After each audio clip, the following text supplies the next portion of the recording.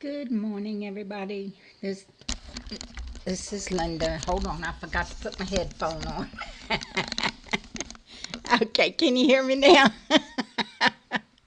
Yeah, well, when you get old, you forget things.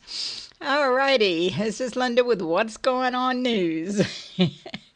All right, I just wanted to bring y'all up to date on a few little things that I saw today while doing the newsletter. Uh, Massive military convoy with more white buses seen in Indiana as White House tries to tamp down Jade Helm 15 martial law concerns. They can try to tamp it down all they want to, but the evidence is so overwhelming that only a blind man can't see it. You know what I was getting ready to say. Okay, but it's definitely all over the place. And this one is the one that concerns me the most.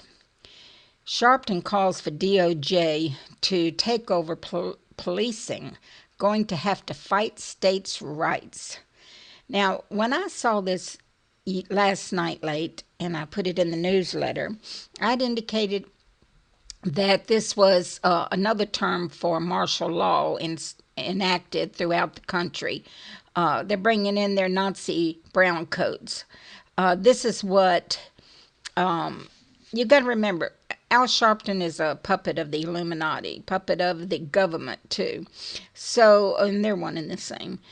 So, for him to suggest this, you would think was coming just off his cuff because of the Baltimore riots.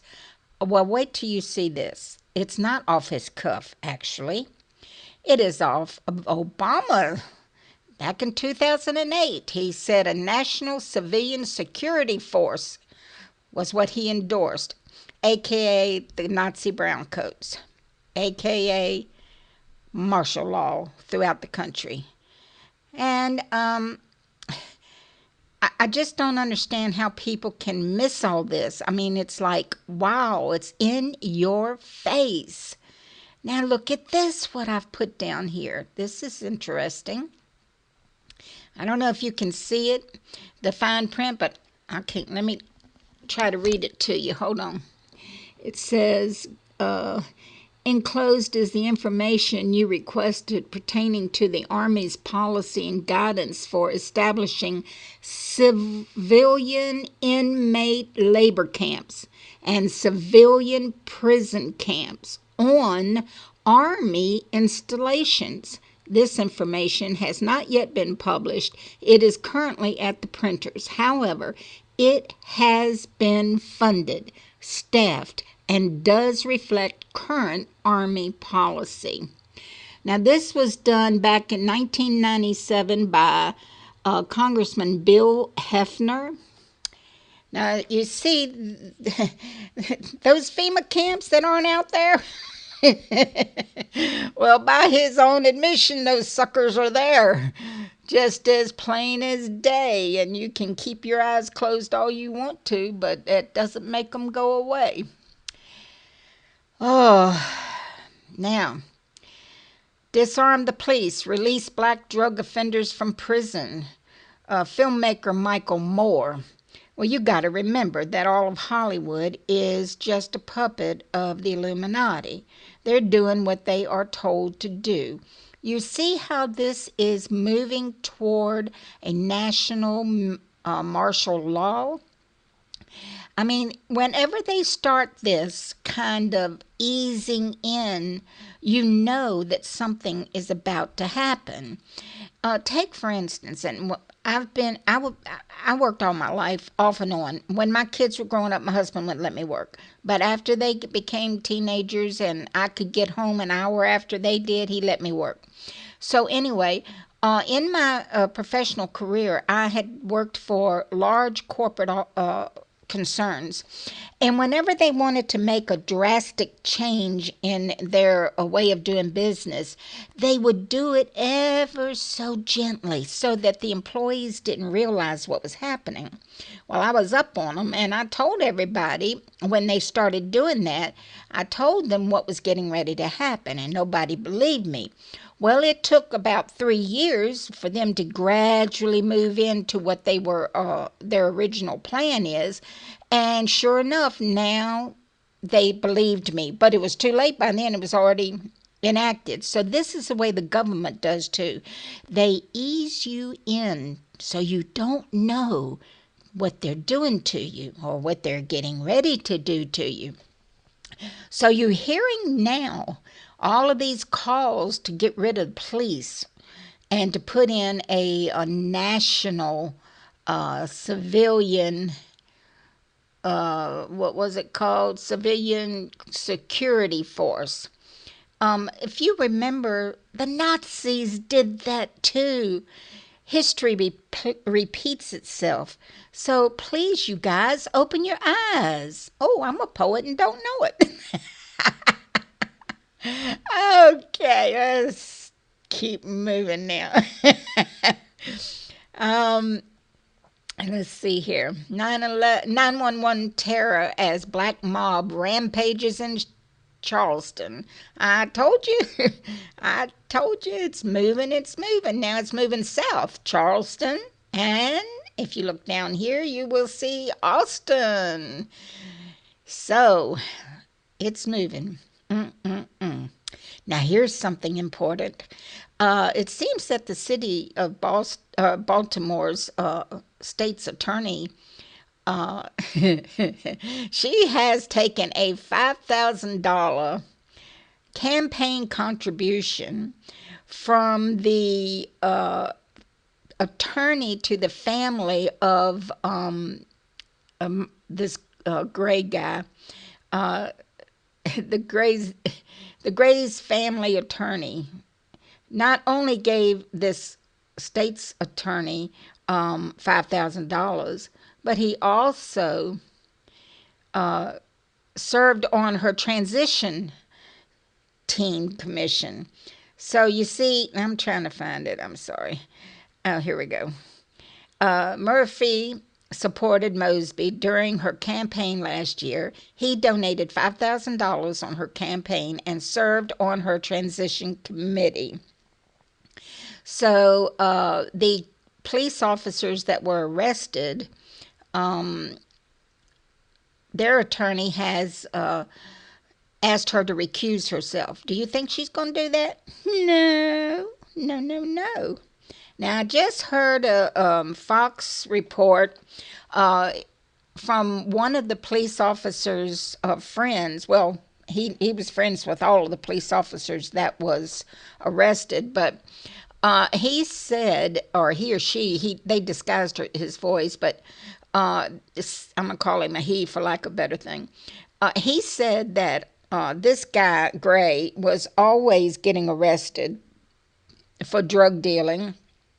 And he was always making a big scene to let the people see him being arrested, and maybe he could probably, get something out of it in the end, like a lawsuit or whatever. That's my conjecture as to why he would be making a big scene. But they said that the reason they did not buckle him in the back was because he was being so combative, even though the videos that we saw did not show him moving at all. But Fox said they saw videos where he got up into the van by himself. Although the videos that I saw, he wasn't moving. They put him in the van, so I don't know what's right.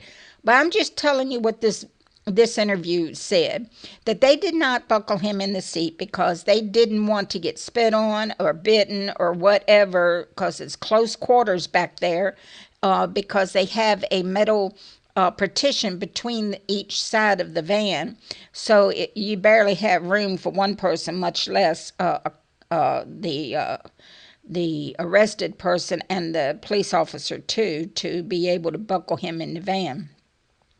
And he said that the driver of the van heard him beating what he assumed was his head, because the close quarters didn't allow him to beat any other part of his body, and he was handcuffed behind his back, so he couldn't use his hands to beat on the wall. So he was assuming it was his head he was beating on the wall. I don't know what happened. I just know that things are gradually coming out about this case, and we need to just keep aware of all the evidence, not jump to conclusions like they always do. Just, keep an eye on all the evidence coming in.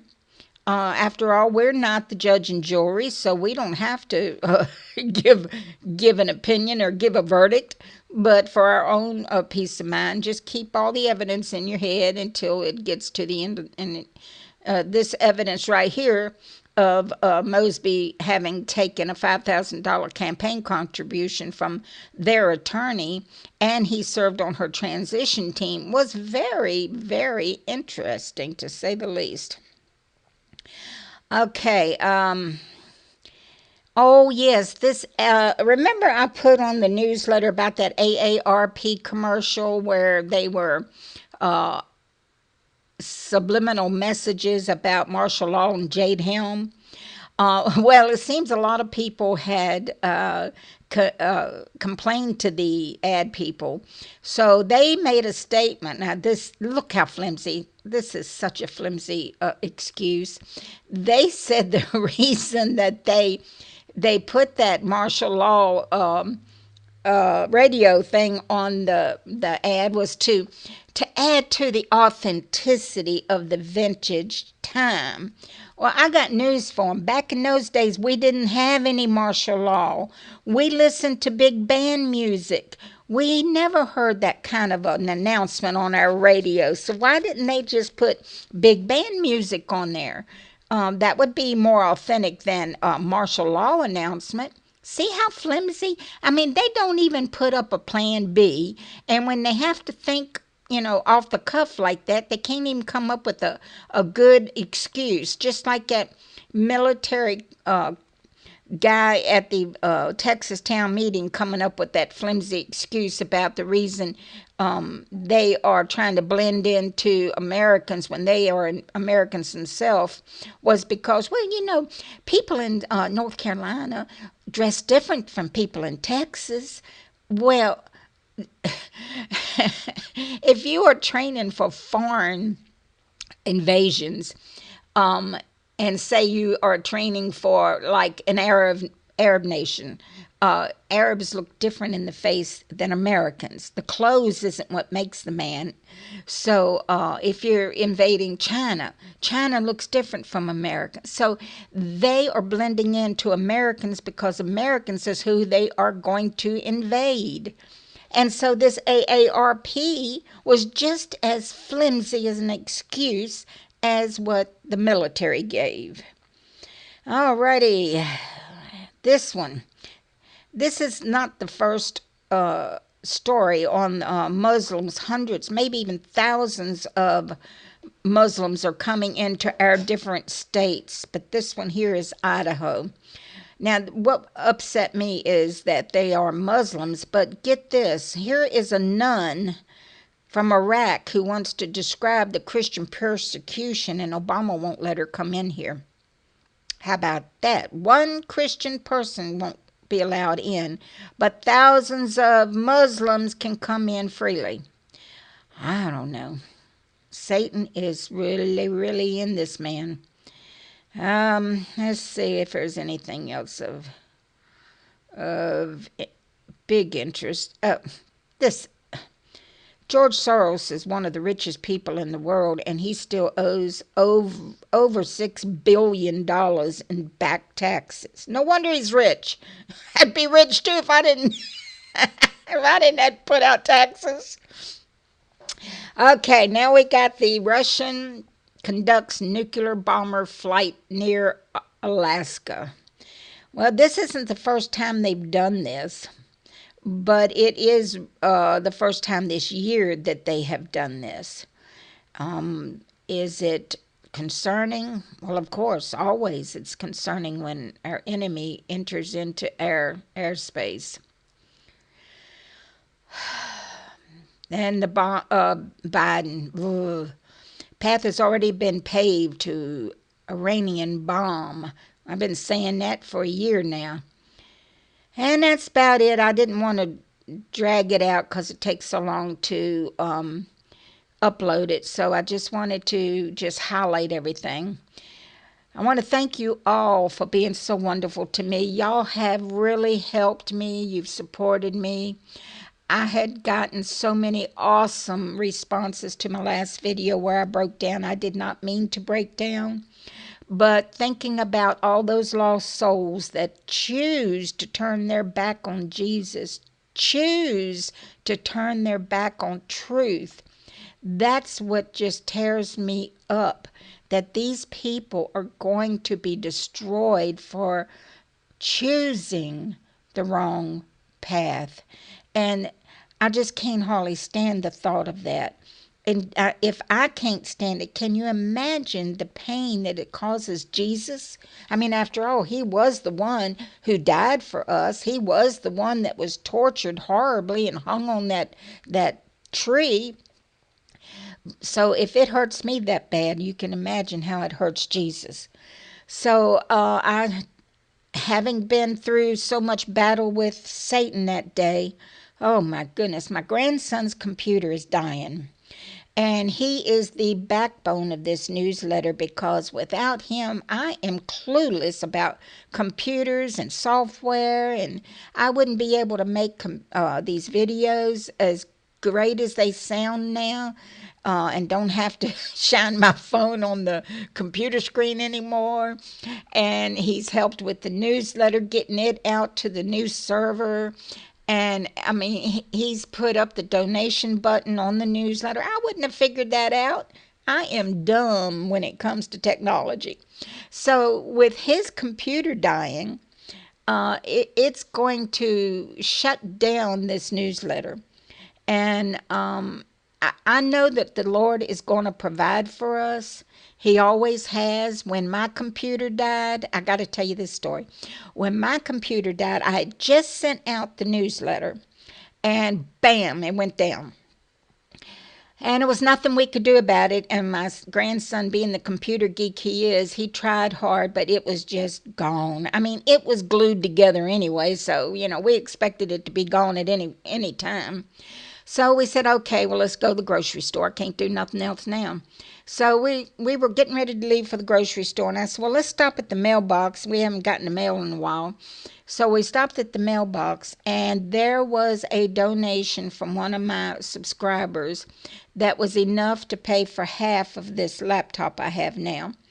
I took my grocery money, rather than buying food, I took my grocery money and added it to what she donated, and I was able to get the laptop.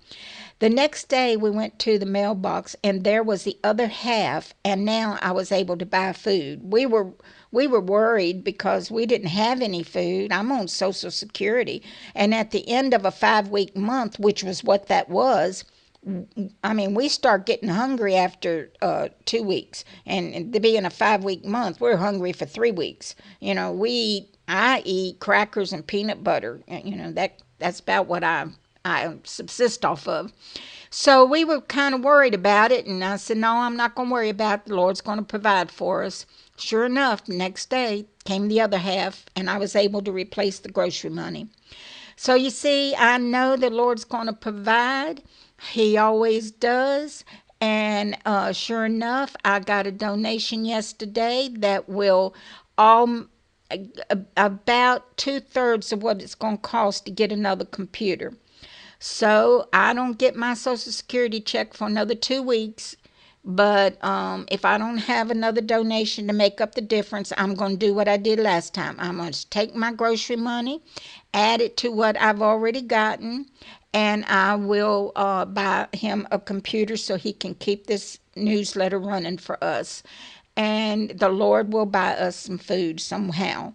So I just want to thank you who have donated. I want to thank you so much, because without you, we would be shutting down this newsletter when his computer dies. So this is God's newsletter, and he's not going to let that happen. Thank you for taking care of building me up when I'm so far down. Thank you for loving me. Thank you for receiving the truth from the Lord. And thank you for spreading the word to all your friends and family and your Facebook and your Facebook groups. And I've got one subscriber. He's in a national organization, and he sends the newsletter or the videos, I can't remember which, to all 200,000 in that organization. So as you can see, this puny little newsletter that started out with 35 subscribers has blossomed into a huge following. And it's all because of you guys, not me. It's you guys are obeying God. God is sending you the message. You're listening and you are obeying. So thank you. You got crowns in heaven. All right, sweethearts, I'm gone. I'm going to go ahead and get this up. My big mouth has been running too long. I love you all, and I hope that you know that, because without y'all, this is meaningless. Have a good one now. I love you. Bye.